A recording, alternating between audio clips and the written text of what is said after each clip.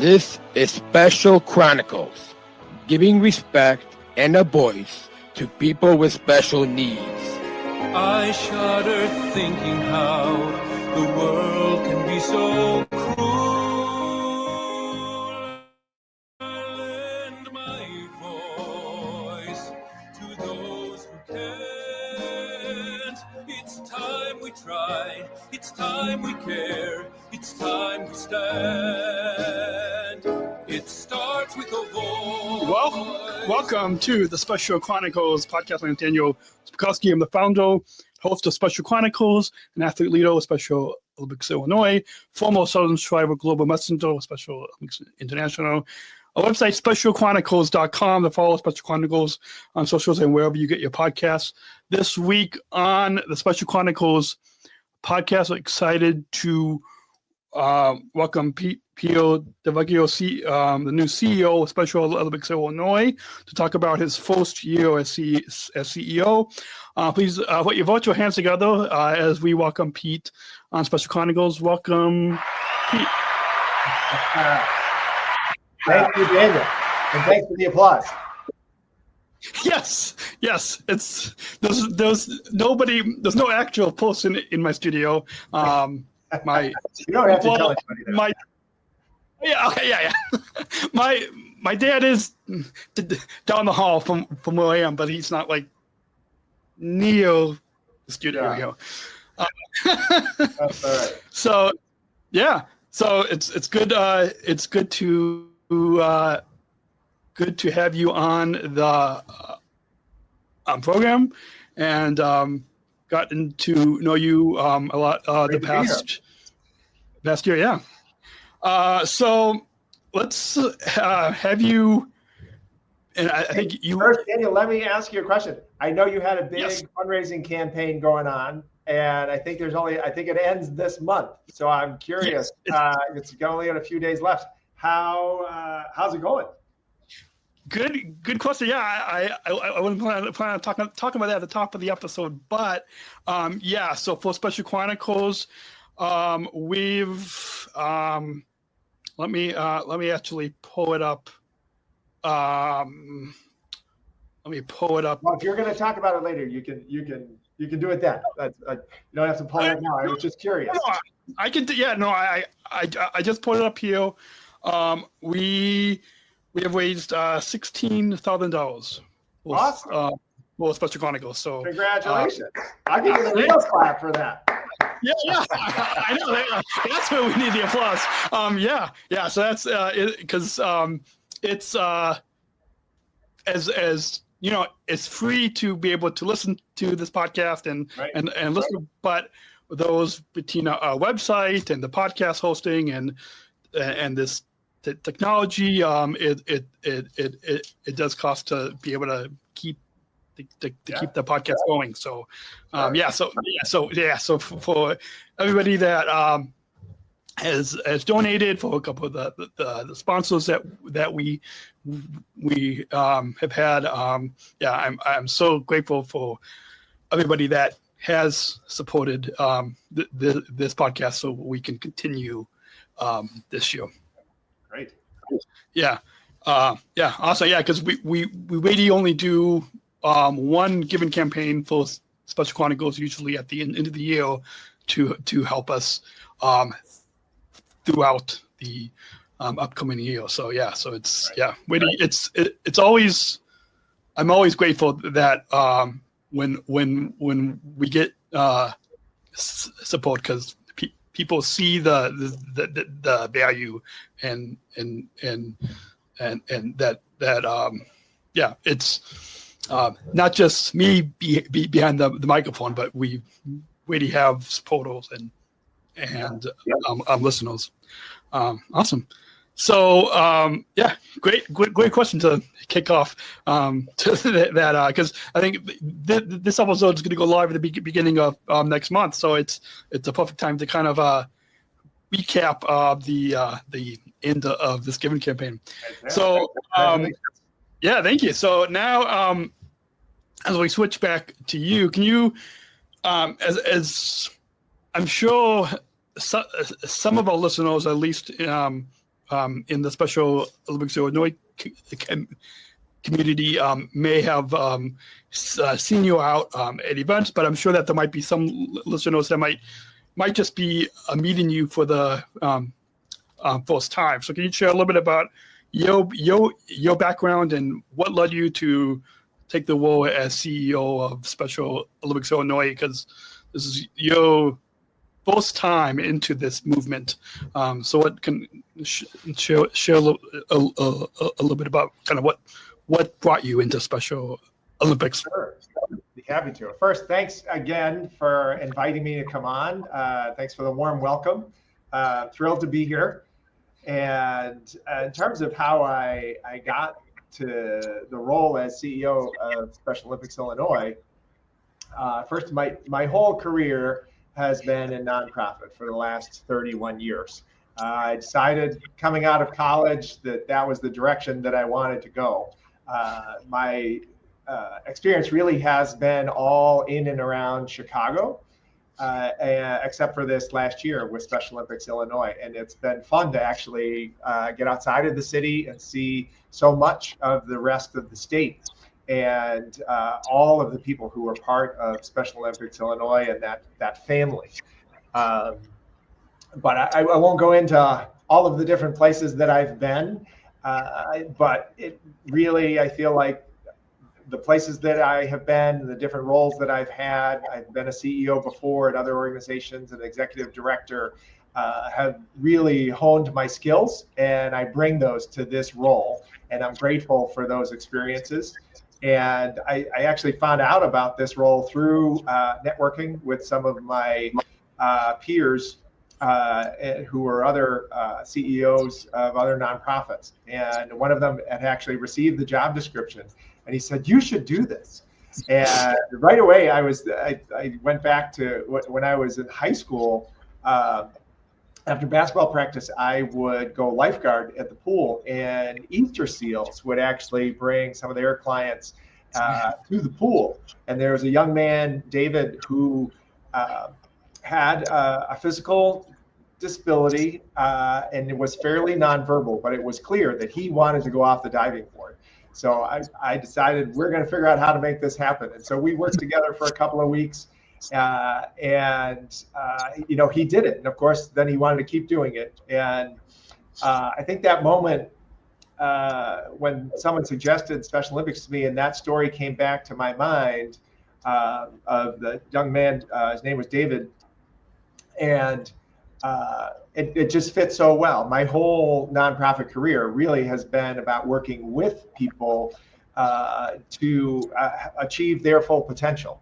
And I think that's exactly what we do at Special Olympics Illinois every day. And so often, I know you know this, and unfortunately, sometimes parents are even told this before their children are even born, that you'll never do this, you can't do this, you shouldn't do this. And so often you, Daniel, and so many others, and just like that young man, David, did, it's like, tell me what I can't do and I'll show you differently. And for me, it's really, my whole career is about the dignity of the person. And that's what I bring, and I feel very much at home here at Special Olympics Illinois. Awesome. So building upon that introduction, and when you were, after you applied for the job as CEO,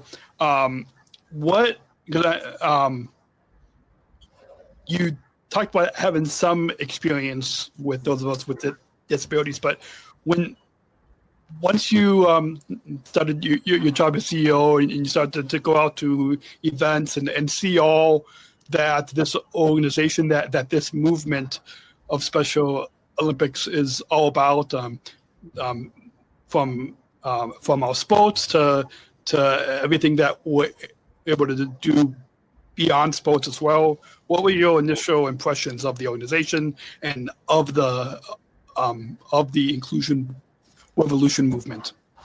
Sure. First of all, it was how many athletes and actually how many people, how many volunteers come together to, we have, over 17,000, 18,000 athletes, and then another several thousand unified partners that come together. I think all in, it's about 23,000, 24,000.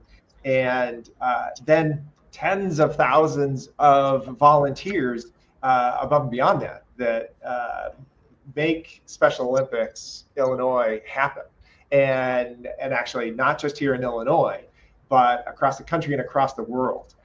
It's really exciting to be part of a global movement. I'm actually really excited. I get to go to World Winter Games coming up in Italy. Awesome.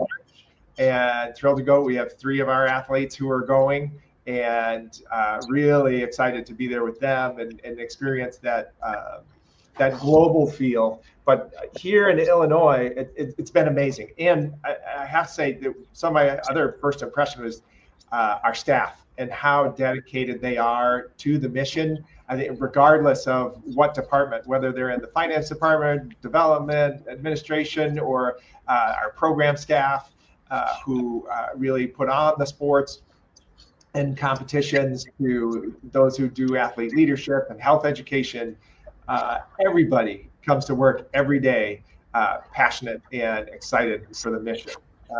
And it's been very welcoming. Athletes and their families have been very welcoming into the movement as well. Awesome. Love that. And we're going to go ahead and take a short break. When we come back, we'll get into some reflections on your first year, because I believe you just celebrated your first year as CEO of Special Olympics Illinois. After this short break, to let you all know that support for Special Chronicles comes from listeners like you, as I mentioned at the top of the episode, our giving campaign, but you can continue to join our supporters with a monthly or one-time donation so we can operate our studio, continue our mission, give respect and voice to those of us with disabilities, and keep the lights on, keep this microphone on, keep everything running here at Special Chronicles. You can support this podcast at specialchronicles.com/give.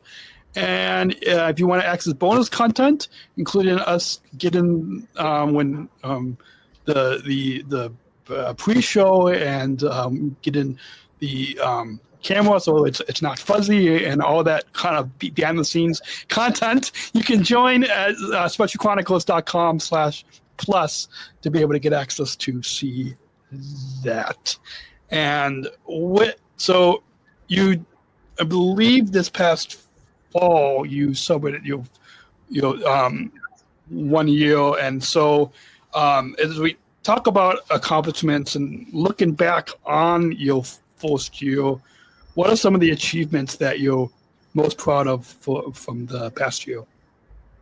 First and foremost, it was just getting around the state to every region and getting to meet people, our staff that work in those regions, and athletes and families from those regions, volunteers.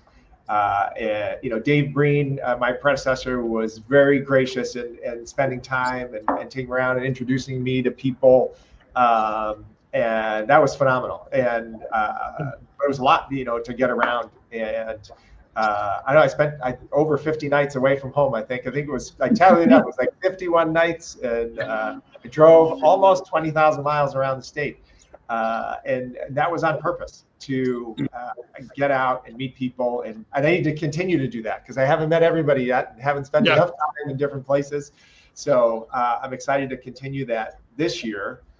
And I would say one of the other things that I'm really proud of is that we developed a strategic plan over the last year, which will be our plan for the next 3 years. As I was coming in, our plan was coming to an end, and so we needed to develop, what the next few years were going to look like.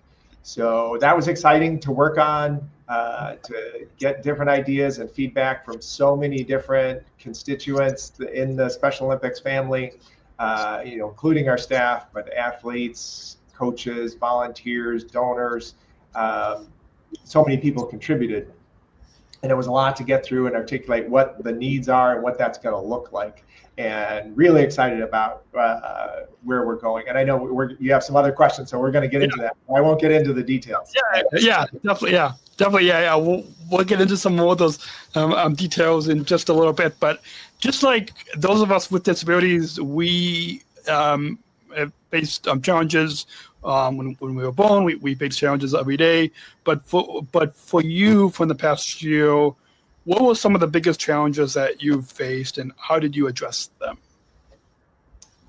Well, number one, as I alluded to already, just getting around and getting to meet everybody that makes everything happen around here. And so there was a geographic challenge, number one, and then trying to remember everybody and what everybody's role is, and so that's one very practical. But certainly, as with all nonprofit organizations, if you don't have money coming in, there's no mission. Or I guess you could say the more money that comes in, the more mission you can have. And so that's the other challenge, because we had an incredible grant that came through the American Rescue Plan Act over 3 years, and that was millions of dollars that came in to the state. That was awarded to us and helped us to do a number of different things and improve quality of our equipment and the medals that we give out at competitions and so many other things. But as that grant came to an end last year, we had to create this year's budget with a big, a significant hole that we had to figure out how to continue to do what we're doing without that money coming in. So I'm excited about the ways that we've talked about trying to bring in new revenue sources, and then we were also able to put that budget together without cutting any staff positions. So that was a major challenge and accomplishment. Awesome.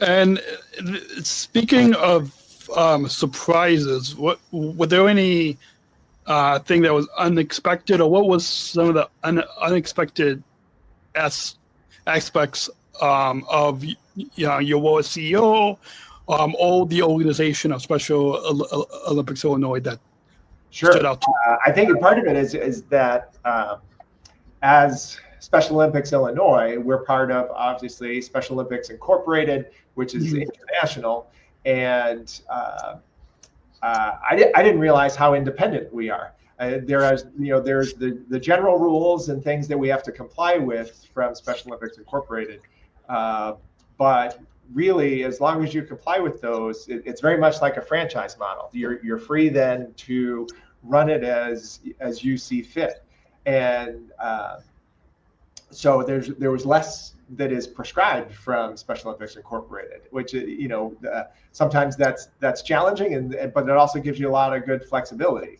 And one of the things that I really actually enjoyed about that is how much best practice sharing there is amongst the CEOs.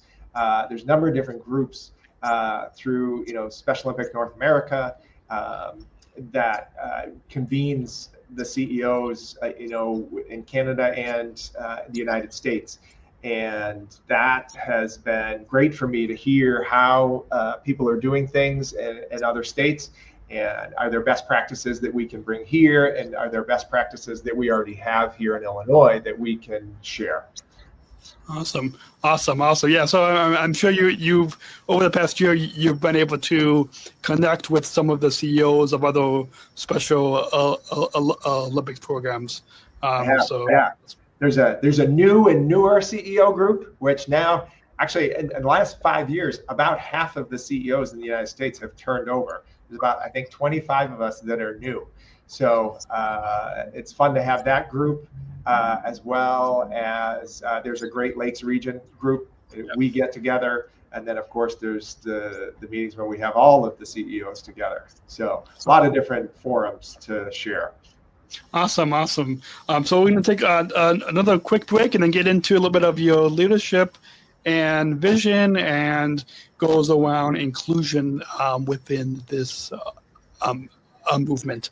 After a quick break, to let you all know that support for Special Chronicles comes from the ComEd Energy Force Ambassador Program, the country's first energy and solar efficiency education program designed for and taught by people with disabilities. You can learn more at specialchronicles.com/ComEd. That's specialchronicles.com/ComEd. And if you all go on to specialchronicles.com, we've got another series on that's on this podcast where we give you a lot of energy and solar efficiency education to help you to save energy. So so links specialchronicles.com/ComEd. So speaking of you've as you talked about in your introduction, you've had leadership experience with other nonprofits and other organizations. So, but now coming to Special Olympics Illinois, we talk about your leadership style. How has your leadership style evolved over the past year at Special Olympics Illinois? Sure. I don't know if my leadership style, it hasn't changed, but you use different skills more in different environments. And so, in my first year, I feel like I'm a pretty good listener, and I've had to listen even more this year because I did not come up through the movement. And so it's been really a year of learning and asking a lot of questions, relying on others to educate me about the mission and how we carry it out, whether it's on the sports side or health education, what athlete leadership looks like. I've learned a lot, and just how our regions operate, and getting to know the people in those regions. So I would say what's really evolved is really honing those listening skills, and then taking those and then using them, particularly in something like working with our team to craft the strategic plan for the year. So that was a big challenge, and how things have, I guess, evolved for me this year. Awesome. And now, kind of switching gears a little bit to your vision. You mentioned just a little bit ago about developing a plan for the next few years, and so what is, and now that you've had 1 year of experience within this movement, within this organization, what is your vision for the future of Special Olympics Illinois, and how have you begun to lay the groundwork for that? It really revolves around what we're calling our core four, which is to build the movement, change the game, expand our roster, and champion inclusion are the four categories that we're using. And one that has to come first, we talk about build the movement. That's really about resource raising, because as I said, the more money we can raise, the more mission we can have. And we want to be able to add staff and strengthen quality of program. And so our initial focus is, what do we need to do to be able to raise more resources, whether that's through in-kind gifts, people giving their expertise, their time, their products to us, and it's also fundraising, going out and chasing grants and building our relationships with donors who want to support the work that we're doing. And so that really is where we're focused now, so that we can get to some of the other pieces, like expand our roster is kind of self-explanatory, right? We want to be able to have more athletes, and I'll say a little bit more about that later.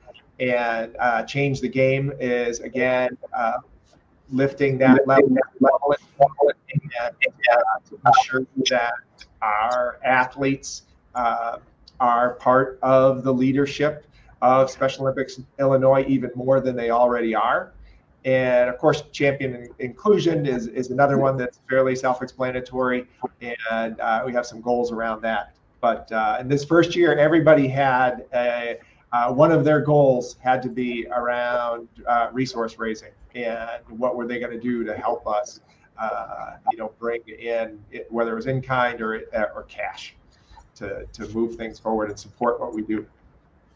Awesome. And as you know, inclusion is a big part of this organization, is a big part of this movement.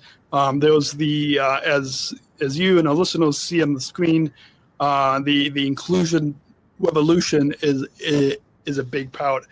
So how is the organization, how is this movement of Special Olympics, particularly here in Illinois, working to promoting inclusivity and awareness within across the state?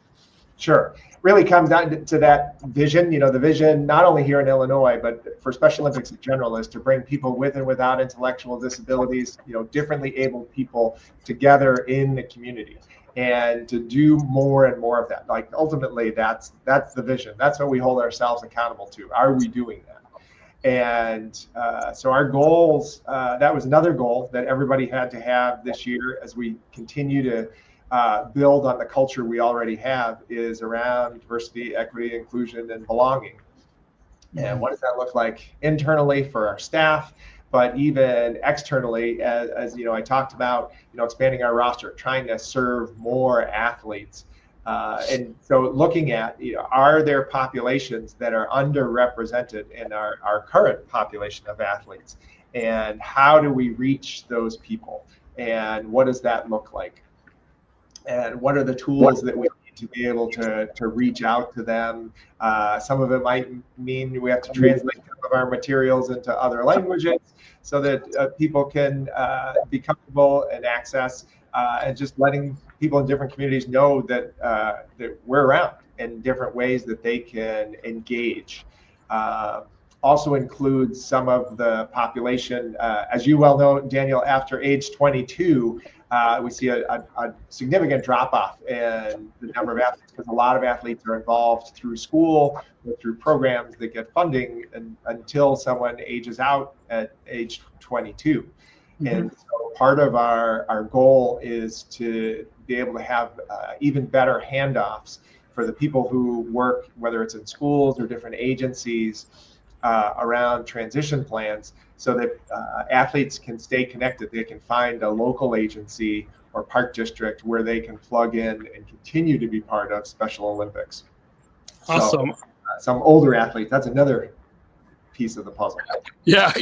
And I think even within our Athlete Leadership Council, that's something that we've talked about the past few years, is as Asian athletes, and like when athletes get in the 60s, 70s, 80s, what they might not be able to necessarily do the same sports that they've been doing when they're younger, but like what else within Special Olympics can they be doing? Right. Awesome. So we're going to take another short break. When we come back, we'll get into some of the programs and initiatives, everything from athlete impact to athlete leadership, and how you're working with us, with our athlete voices, within your job as CEO of Special Olympics Illinois. And this episode is also brought to you by United Airlines Bridge Disability Business Resource Group, connecting people with all abilities. Learn more on United's commitment to disability inclusion for employment and travel at specialchronicles.com/United, including hiring Special Olympics athletes like myself as employees of United Airlines, which Pete, that's something that you have, that I think you attended an event last year. Yeah, so specialchronicles.com/United if you all want to learn more. And moving into talking about some programs, are there any programs or initiatives that you've focused on enhancing or expanding that? Sure. I think we should start with the one you were just mentioning. I think I love the fact that United has the SOSA program, and it's phenomenal. Now we celebrated the 5th anniversary last fall, in its 6th year now, and United really is doing an incredible job. They really are a model for other corporations. What that looks like, and having a workforce that's inclusive and just what that can look like. It's phenomenal. Hyatt has also done some things like that. Amazon Fresh Stores. There's been so many, and then Jewel hires so many of our athletes. There's so many corporations that do it, and some one-off. School Health has been a great partner of ours. There's some great examples out there, and it's like, how do we get more corporations to do that? Like that's, we have unified champion schools. I'd love to, really build a program around unified, champion companies, and what that can look like and grow that. But speaking of UCS, that's another program that's been phenomenal to get to know and see how many schools, 400 across the state who have some form of UCS programming. We've given, some of the UCS National Banner Awards out. Those have been phenomenal things to be a part of, and see how many schools are, have whole school engagement, not just around sports, but inclusive leadership, and what does that look like, and to make it part of school culture. So that's another program that's been fun to get to know and focus on, trying to grow. But as we were just talking about some of our older athletes and getting them involved, it's been fun to actually meet. We have just a couple who were at the very first Special Olympics games at Soldier Field in 1968. And sadly, we had 2 athletes who participated pass away this past year. But we have a few others who have, and there's so much we can do for so many, and we need to find ways to do more. Not only in the Chicago area, but all the way downstate, Carbondale and beyond, down there in Region K and JHGI, all the regions in between. Awesome. I love that. And I want to touch something briefly that you said about unifying companies and United, like when the program got started 5 years ago.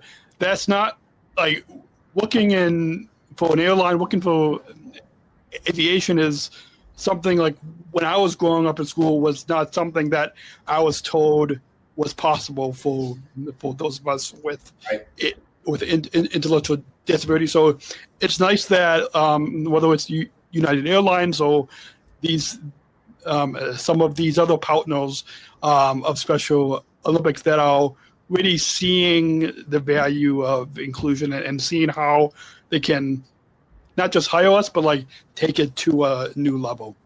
Right. So speaking of the athlete, of the impact of us athletes, is there a story or an example of how this movement's work has directly impacted an athlete or family that you have met over the past year? I mean, there might be a lot of athletes, but like, is there maybe one or two that kind of stick out? Sure. There's one story I want to tell, and I think this may dovetail with I think another question you might ask later. But I was just at Bradley Bourbonnais Community High School for their UCS banner presentation, and they put together a video, and they had parents on talking about the impact the program has had for them. And this is the story that I've heard so many times over and over in the last year. And that really is how some parents never thought their child would play sports or have a venue to be able to do that. And beyond that, have a community of friends. Whether I've heard it on both sides, whether it's our traditional athletes in the community amongst the athletes there. I've also heard it on the Unified Champion Schools side, and the barriers that get broken down there, and how Some of our athletes have friends, who don't have disabilities or intellectual disabilities, and how that has grown their friend base and what that looks like.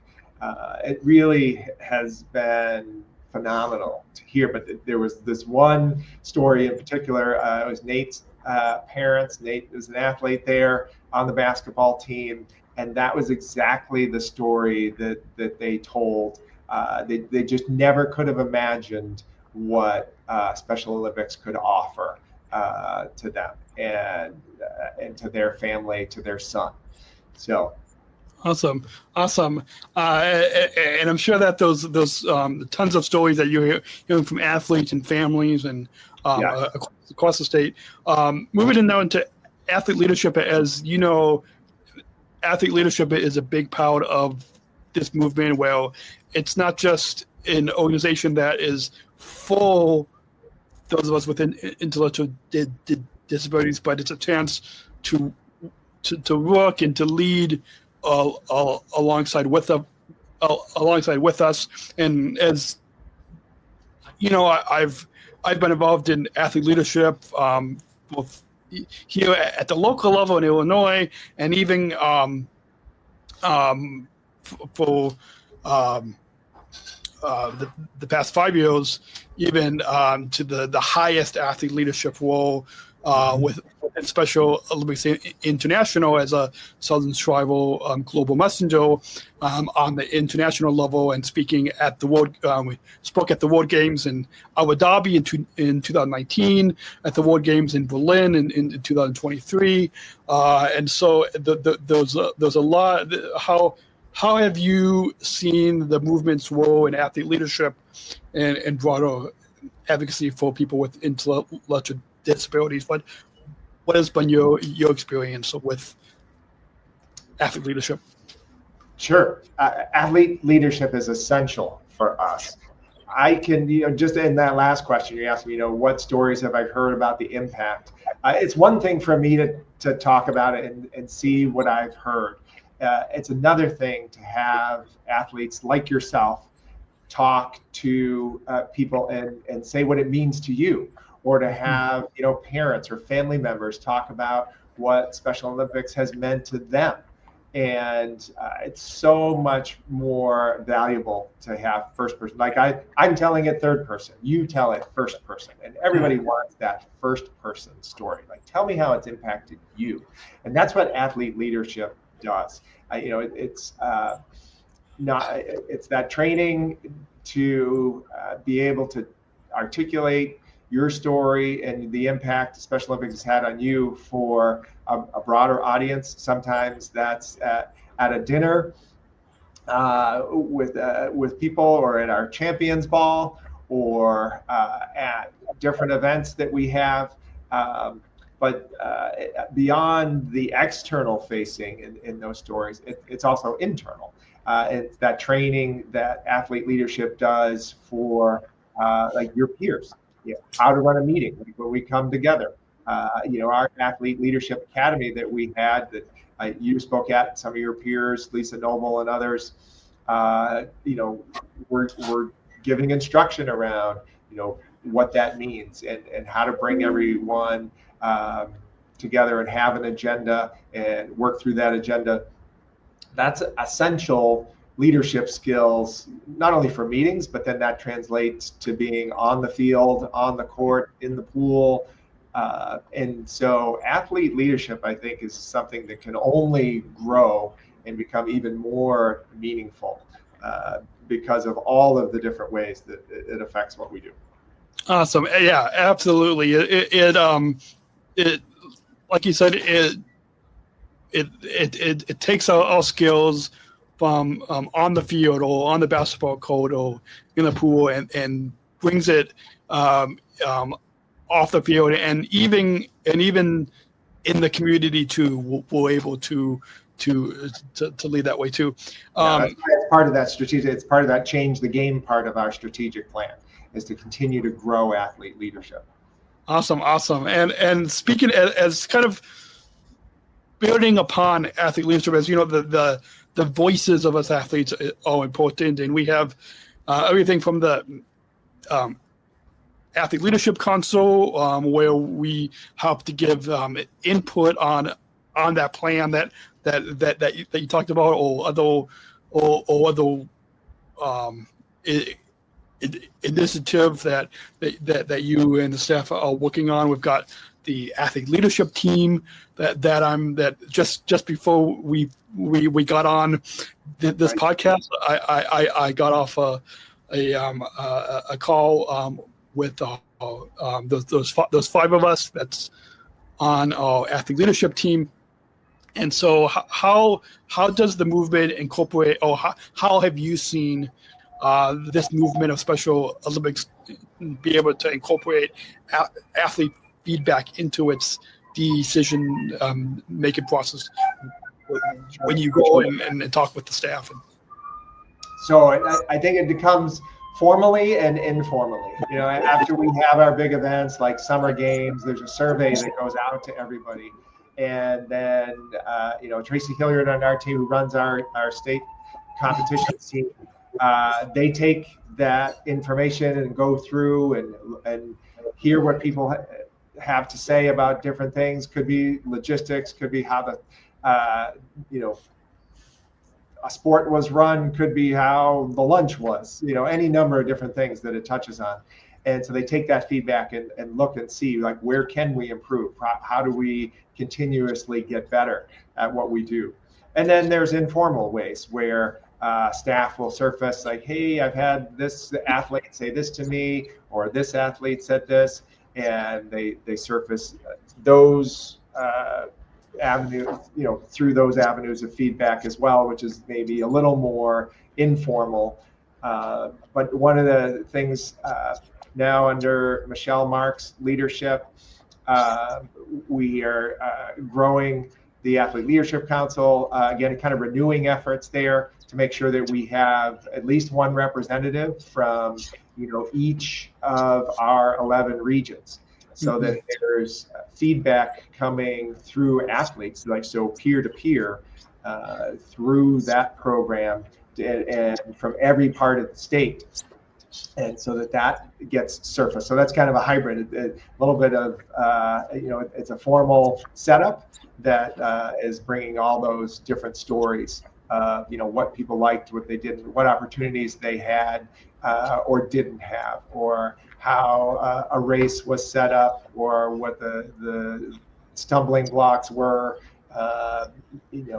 all of those pieces, right down to, how do we promote health, being healthy athletes, and health education. Awesome. And you mentioned a little bit about community engagement, and as you know, the volunteers that we have at Special Olympics are a big part. I'm sure, as you know, a lot of events wouldn't happen without the volunteers. So how have you worked to strengthen the community engagement and the involvement of volunteers at a lot of our events? You are 100% right. Like, nothing in Special Olympics Illinois happens without volunteers. We rely on them so heavily, and we have so many people who are just so gracious and dedicate their time in so many different ways. I can't even begin to describe all the different ways people volunteer. But one of the things we actually did, I said, our budget was tight this year, and we had to look at where we were going to cut. But one of the places we chose to invest is to actually hire a position that will be a director of volunteers. And, you had asked about corporations, for example, and what that looks like, or to have community groups come in. And, what does that experience look like? The idea is with having the director of volunteers, to be able to give them a better sense coming in. All right, this is what to expect, and this is the role you're going to play that day. Whatever it is,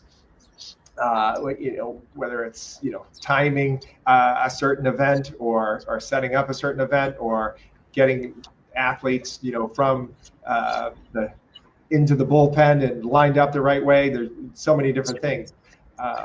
and have those job descriptions so people know coming in, and then find out after the fact, okay, how was your experience? What would have helped you to have an even better experience? Or what made it a great experience, and what things do we need to make sure that we continue to do?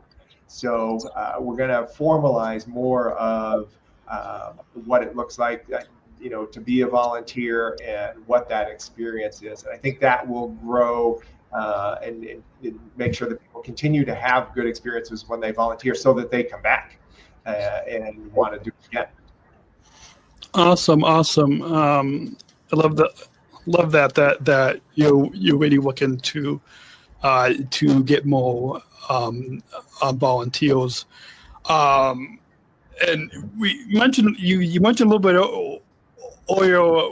We mentioned a few of the partners that Special Olympics has, and I love the idea that you talked about of really, just like we've got unified champion schools, but developing unified companies. And what role have you seen, or do you see that corporate sponsors play into the success of Special Olympics Illinois? And as you know, we've got a lot of partners that the development team is working on. But how, whether it's continuing a lot of the partners and sponsors that we already have, or right, developing new partners to come into Special. Well, we need our existing partners to stay and continue to do what they're doing and be that example for others, and to bring in new companies. Corporate partnerships have an incredible role to play. To answer your question shortly, they, like I said, again, your employer, United, has really set the bar high in terms of what that looks like, how much they value you all as employees, and make it clear to everyone else who works at United how much they value what you bring in your roles as service ambassadors, and what that does for United as a company. And taking that and showing other companies what it can look like. That is a key role for corporate partners, because it not only promotes inclusion and valuing people. So often people with, as you know, people with intellectual disabilities, other disabilities, are counted out and as not able to contribute. And so often you come back and say, no, I can, and this is how I'm going to do it. And you show that it can be different. And United gives those opportunities. All those other companies we talked about give those opportunities. And we need more companies to do that. And so that spreads the word about inclusion. And beyond that, so many corporations bring volunteers to us. And sometimes that's people's first exposure to Special Olympics, is because their company signed up to come, bring 100 volunteers to help make our spring games happen in Chicago, or in Bloomington, or in Carbondale, across the state. And volunteers, as we talked about, are our lifeblood. We can't do what we do without volunteers. And corporations also support us financially, and that we have to pay our staff, and sometimes we have to pay for facilities that we rent. Sometimes we have to pay for those that officiate our athletic competitions. There's as much as we get so many gifts in kind, there are things that we still have to purchase, and maybe sometimes we're purchasing those at a discount, but we still need money to be able to do that. And corporations play an incredible role there as well. So 3 parts, Awesome. Promoting inclusion, giving people opportunities, and supporting us financially. Awesome. And now, as we look forward to the future, I'm going to combine a couple of these questions. Sure. What are your top priorities for the organization in the coming years? And then when when you look at as it shows, when you set some of those goals and some of those top priorities, there's going to be challenges that come up. So so first of all, what are some of your top priorities for Special Olympics Illinois in the coming years? And then what challenges do you anticipate, and how do you plan to tackle them? Sure. Well, I'm going to come back to our strategic plan again. And what I really like is that it really has defined what our work is going to be over the next few years, with the ultimate goal of trying to be able to serve more athletes in the state of Illinois and be that example and do our part to that global vision that we're chasing of bringing more and more people with and without differently able people together in the community. So again, it's building the movement, which is all of that resource raising. It's changing the game where we're getting more athletes involved in leadership roles, and it's expanding our roster. Like I said, finding those underrepresented communities, figuring out why certain communities of people aren't involved, and what we can do to break down those barriers. And then also championing inclusion. And, that could be challenging sometimes in this environment, but we know the value that people with a disability can bring, and helping people understand that, and really promoting what inclusion looks like and the gift that is to the community in general. So that really is going to drive our work for the next several years. Awesome. I love that. And as we talk about some of your personal insights, what have you learned about yourself during this first year as CEO? And then do you have a standout moment or a memorable moment or experience from this past year? Yes. So it's, for me personally, there's so much to absorb. And so I think that's been my growth. It's like, okay, you can't do everything, but there's so much that you can do. And we have done a lot. And so I'm really excited about this first year, how much I've learned, and really what the groundwork that we've laid for the years ahead. And that's really exciting to now actually, we've talked about it for so long, and now get out there and actually do that work is exciting to implement everything that we've talked about. And it's easy to do. I did the work. People ask me this all the time. And I have one of the best jobs in the world. It is so easy to be passionate about, because you see what it means and what it can do. And so the story that I wanted to share, I alluded back to Nate, one of our athletes, and his parents, talking about what it's meant for him and for their family. And in that video, they had this moment, and I was there for this moment last year. It was our state basketball tournament for Unified Champion Schools, and Nate's team was down by like 14 points.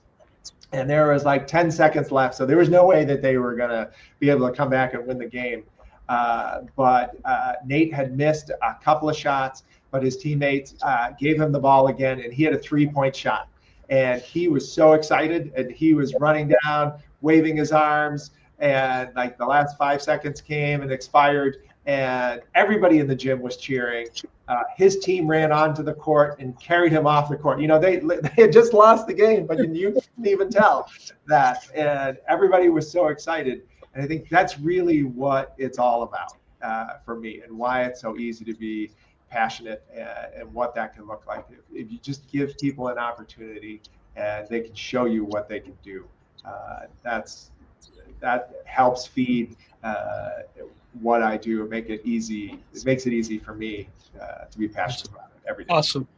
Yeah, it's amazing, not just for myself, but for a lot of the other athletes that I've met in this movement. There's so many opportunities that Special Olympics has given us from the many different sports that we're able to try, and then the various athlete leadership opportunities. We've got a few final questions before you get back to the rest of your evening. But for advice for leaders, and as you mentioned at the beginning of the episode, getting to meet some of the other CEOs and some of the other leaders of other Special Olympics programs, what advice would you give to someone who is stepping into a leadership role at a Special Olympics program across the U.S. or across the globe? You mentioned that you're going to be going to the World Winter Games in Italy in a couple months, and I'm sure you will get to meet some of the other CEOs and leaders of those Special Olympics programs. So what advice would you give to someone that is stepping into whether it's a CEO or another leadership role within the Special Olympics program?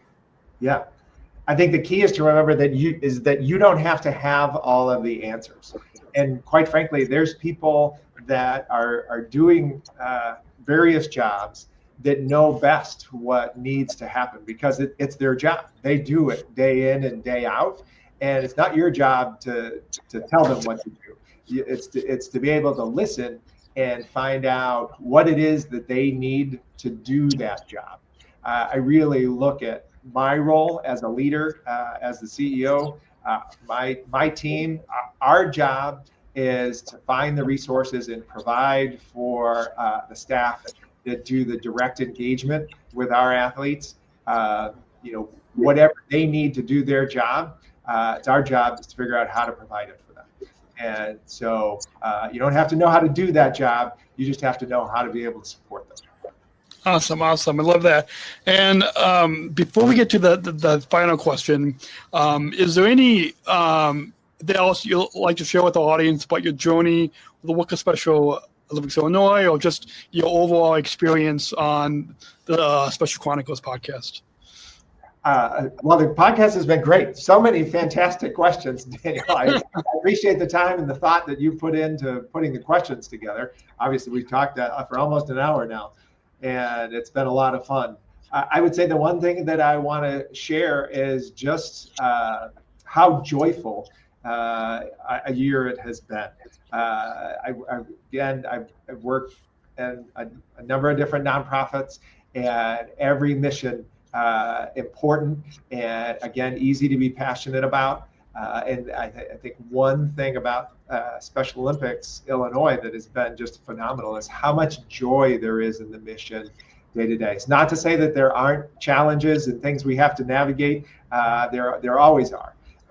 But the joy that the athletes bring, that families bring, that staff bring to doing this work day to day is phenomenal. Awesome. Well, yeah, it's definitely been a joy talking with you for the past hour. And I'll let you, and I don't usually share a lot of behind the scenes of what goes into getting ready for these podcasts, but I'll let you and our listeners know of something that I've been trying out for the past month to get ready for these podcasts. Is there may have been a little bit help from the Chat GPT to help with usually I don't use any help with but my content producer who she lives in Maryland, and as she started the Special Olympics cheerleading program, she has a daughter who is an athlete in Maryland, but she introduced me to the Chat GPT, and so I was kind of knowing how to use the tool is important.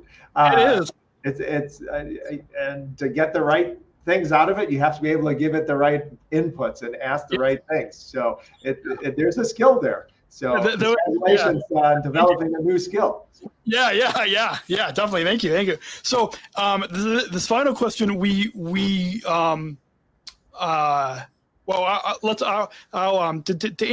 introduce that final question, we've got a bumper. So let's go ahead and roll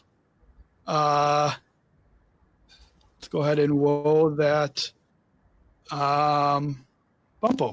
We're not just athletes. We are the ambassadors of an uprising. Peaceful protesters. In a rebellion against anyone who has a fear of difference. Difference. Our demands are equality, dignity, and the recognition of our shared humanity. We will not stop or accept anything less. Today, our world is more divided than ever. And coming together has never been more urgent. The revolution is inclusion. Find out more at jointherevolution.org. So, as you have come to see, the inclusion revolution is a big part of this movement, and we don't just want our listeners of this podcast to be listening to us for the past hour and to consume this content. I mean, it's great to be able to listen to this podcast and consume the content, but what we ultimately want is our listeners to take inclusion back into their communities, to like I said, not just listen to the podcast, but really bring just like how Special Olympics brings it into the community. But we want our listeners of this podcast to take action and bring it to a conclusion. And I've been asking this final question ever since I came back from the 2019 Special Olympics World Games in Abu Dhabi, and I think it really gets to the heart of what we've been talking about for the past hour. So, what does inclusion mean to you? Inclusion means to me is looking at what someone can bring, as opposed to so often in our world, people just get excluded. Oh, they can't do this, or oh, they're not going to help me here, or anything like that. And I think the whole is always greater than the sum of the parts. And we have to get to a place where we look at all of the different values that people can bring, and that's what inclusion means. Is looking for that positive, that piece that someone can contribute, and being not doing things for somebody else, but doing it with, and together. It's not what I think someone else needs. It's hearing from them and making sure they're part of the equation. That's inclusion. We do things together and with everybody's gifts and talents, rather than what someone's not bringing. Awesome. Yeah, that's a perfect way to wrap up this episode. And I loved that, particularly that part that you talked about of doing things with. That's a big part that I think I've seen Special Olympics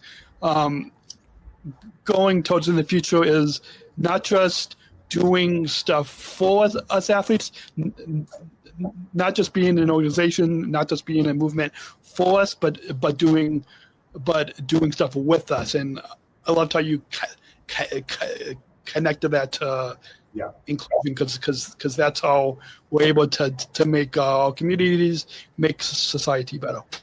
Right. Awesome. So before we let you get back, a few final plugs for our listeners. You can shop our merchandise store. We have our I'm not wearing it today. I've got it in the other room, but we've got our Disabled Voices Matter merch. We've got T-shirts, hoodies, coffee mugs. You can 60% of the profits will go back to Special Chronicles. So you can go to specialchronicles.com/shop to find those T-shirts. I've heard from a number of our listeners, and actually I got a picture of one of our listeners in the UK, in Great Britain, wearing one of our T-shirts. She's a 6-time World Games cyclist, and she was wearing it when she was cycling. So definitely you all can go there.